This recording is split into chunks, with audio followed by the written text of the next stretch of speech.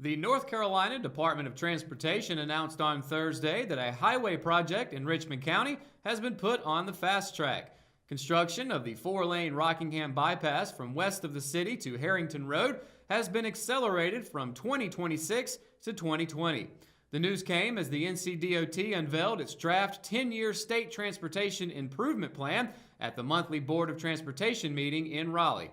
The bypass is currently funded in the 2018 to 2027 STIP, according to Division 8 spokesman Andrew Barksdale. He said the bid is expected to be awarded later this year, with construction taking 3 years. The projected cost of the bypass project is $74,500. A controversial curve, which has been the site of several tractor-trailer wrecks in recent months, will, quote, no longer be needed once the bypass opens, according to Barksdale. Another major project for Richmond County is the conversion of nearly 10 miles of US 74 between Hamlet and Laurinburg to interstate standards. However, NCDOT officials say construction on that project won't begin for another 10 years. The NCDOT is also in the planning and design stage for widening Green Street to 3 lanes to reroute tractor-trailers to US 220 and away from downtown.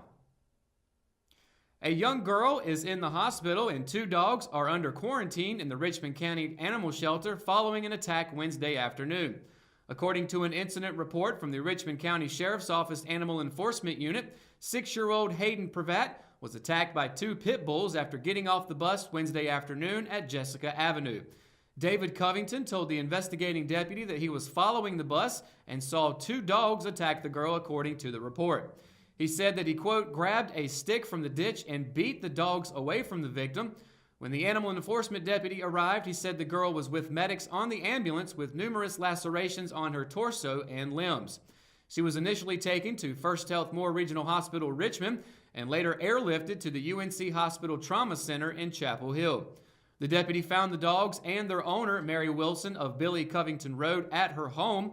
Wilson was cited for failing to have one of the dogs vaccinated, which comes with a $100 fine, and for violating a county ordinance for having dogs at large, which resulted in 2 $50 fines, one for each dog. Animal enforcement is currently in the process of having the dogs declared dangerous under the county ordinance. Sheriff James Clemens will make the final determination. If they are declared to be dangerous, Wilson will have 3 weeks to erect an enclosure made with heavy gauge chain link fence at least 10 feet high and 10 feet wide. Also under the ordinance, Wilson will have to pay any fees to the animal shelter for each day the animal is impounded and file written consent allowing animal enforcement deputies to inspect for compliance at any time for 5 years. UNC Pembroke School of Business will present the Immigration Debate as part of its Distinguished Speaker Series. The event will be held at 3:45 p.m. at the University Center Annex on January 16th. The event is open to the public, and the debate will feature David Beer and Jessica Vaughn, 2 renowned representatives of pro-immigration and national security viewpoints. Beer is an expert on visa reform, border security, and interior enforcement, and his work has been cited in many major print and online publications. Vaughn's area of expertise is immigration policy and operations, covering topics such as visa programs, immigration benefits, and immigration law enforcement. She recently completed several major projects on immigration and crime. The holiday Booze It or Lose It impaired driving prevention and enforcement campaign, which ran December 14th through January 2nd, showed a drop in total DWI arrests compared to last year's campaign. Over the course of this year's 3-week holiday campaign, there were a little over 2,000 DWI arrests reported across all 100 counties. Last year, there were just over 2,500. While that shows a significant drop, the DWI arrest figure was still more than 2,000. Despite the fact that it's illegal to drive with a blood alcohol content of 0.08 or higher, in 2017, 1 person was killed every 48 minutes in a drunk driving crash on our nation's roads. All right, when we return, Kelsey Rushing has your Live at 5 weather report. What's the weather going to be like for the weekend? Sunshine or rain? She'll let you know right after the break. McNair Auto Sales is the place to buy your pre-owned car, truck, or van. To be the best, it takes big selection, friendly staff, and great pricing. We guarantee a no-hassle buying experience, and financing is available right on site. So come see us today. We're located at 1026 East Broad Avenue in Rockingham. And remember, with over 40 years of experience, you know McNair is the name you can trust.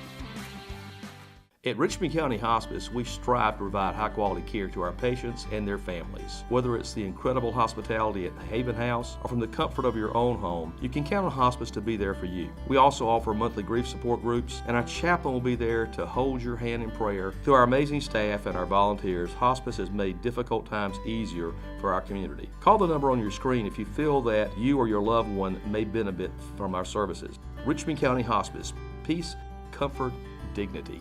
I'm Joey Bennett, Director of Cole Auditorium, and this is Emily Tucker from the Richmond County Chamber of Commerce, and we're here in the Cole Auditorium. We've got a whole new series of shows we're announcing for 2019, and we're very excited about who we're bringing to Richmond County. So, Joey, what do I have to look forward to? We have 3 fabulous shows that we're so excited about that are going to be right here at Cole Auditorium. Scotty McCreery, Craig Morgan, and Hotel California. And where do I go to find these tickets? You call us here at the box office, 910-410-1691, or come by and see us. Today's Live 5 Weather Report is brought to you by Richmond County Hospice. And of course, it's been a sunny day pretty much all day. And even though it's sunny, it's been very, very cold. I'm currently freezing and I am wearing layers.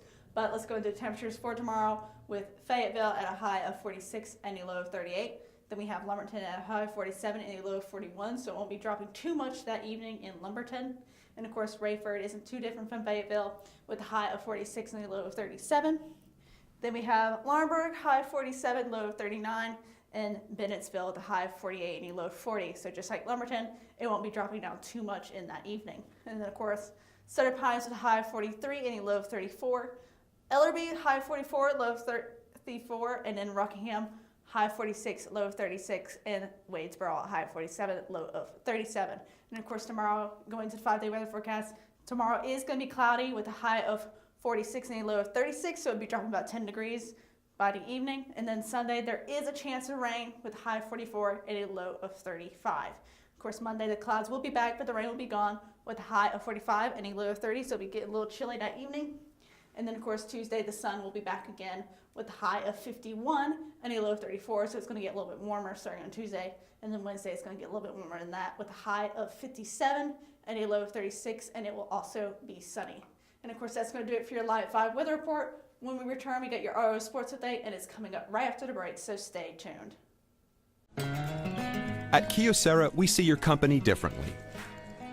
We see your documents, how they're accessed, what it takes to keep them secure, and how well your workflow is flowing. Kyocera helps your entire document infrastructure run more efficiently, securely, and cost-effectively. And what we see is an opportunity to integrate all of it.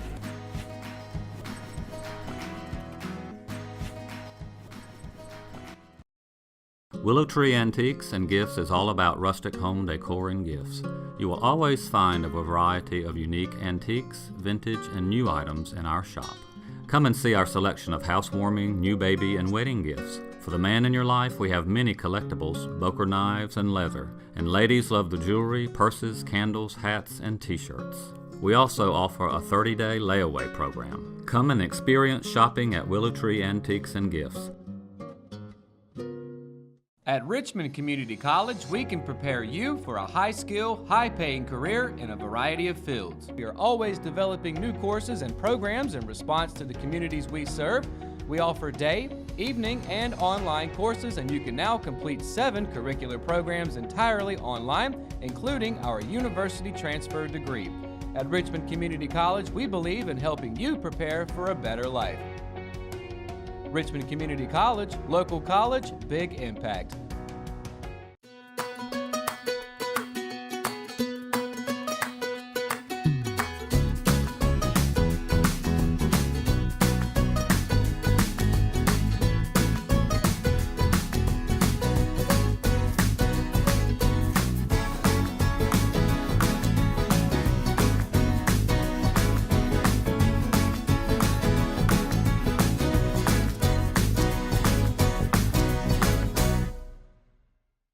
The familiar sounds of bowling pins being knocked around returned for the first time in 2019 as the Richmond Senior High School boys and girls bowling teams traveled to Lumberton Bowling Center on Thursday.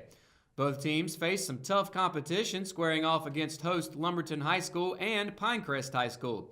Despite the Raiders getting swept by the Pirates and Patriots, it was a record-setting day for the boys team. For the Lady Raiders, who went 1-1 on the afternoon, they also notched a season-best score in the process. Despite being shut down by conference leader Lumberton, the 610 total pins tallied against the Pirates were the most in any individual match this season for head coach Ralph Butler's boys team.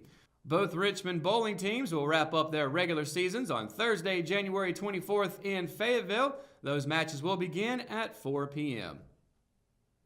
And now for your middle school sports report. With the first full school week of the new year, the Richmond County Schools middle school wrestling team returned to action for the first time in nearly a month on Wednesday.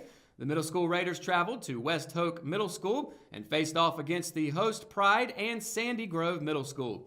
It was the second time this season that the Raiders faced both teams, each match being a win, but Richmond split its first action of 2019. The Raiders fell 42-63 to Sandy Grove, but bested West Hoke 66-48.